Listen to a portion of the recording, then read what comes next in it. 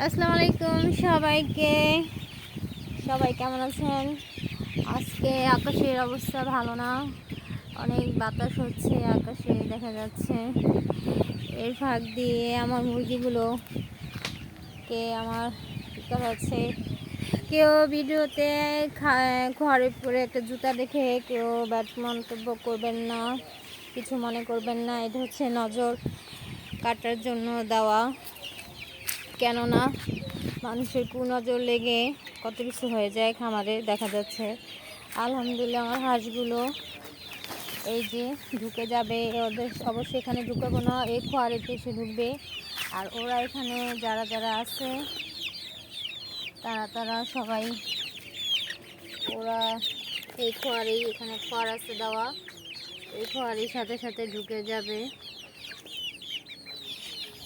এখন অনেক বাতাস চাপে, এই বাতাসে এই বৃষ্টি, আমার ঘরের অবস্থা দেখুন সবাই, পরে পলিথিন ছিঁড়ে গেছে। এখন এটাকে আমি কিছুদিনের ভিতরে ঠিক করেছি। এই ঠান্ডা বাতাস থেকে মুরগিকে যত সুন্দরভাবে রাখা যায় ততটাই মুরগি থাকে। কিন্তু আমার খামার ব্যবস্থা খুব খারাপ ছিল, আগে ভালো ছিল, অনেক দিন হয়েছে এটা নষ্ট হয়ে গেছে, আবার ঠিক করতে হবে। এর মাঝখানে আমি এই যে তাড়াতাড়ি করে ঢুকিয়ে দিব, আর যদি বৃষ্টি পড়ে যায় তখন আমি ইচ্ছে করে ওদেরকে করে ঢুকিয়ে দিই, কেননা তাহলে যেন ওরা না ভিজতে পারে। এই জন্যই কাজটা করি। এই যে আমার হাঁসগুলো মাশাআল্লাহ একটু আলহামদুলিল্লাহ বড়সড় হয়ে গেছে। এই pack pack pack pack pack pack pack pack pack pack pack pack হ্যাঁ প্যাক প্যাক আওয়াজ করে আমি ওদের একটা অভ্যাস করি।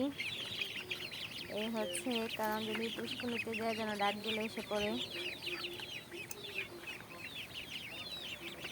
হাঁসগুলো কেমন হয়েছে জানাবেন।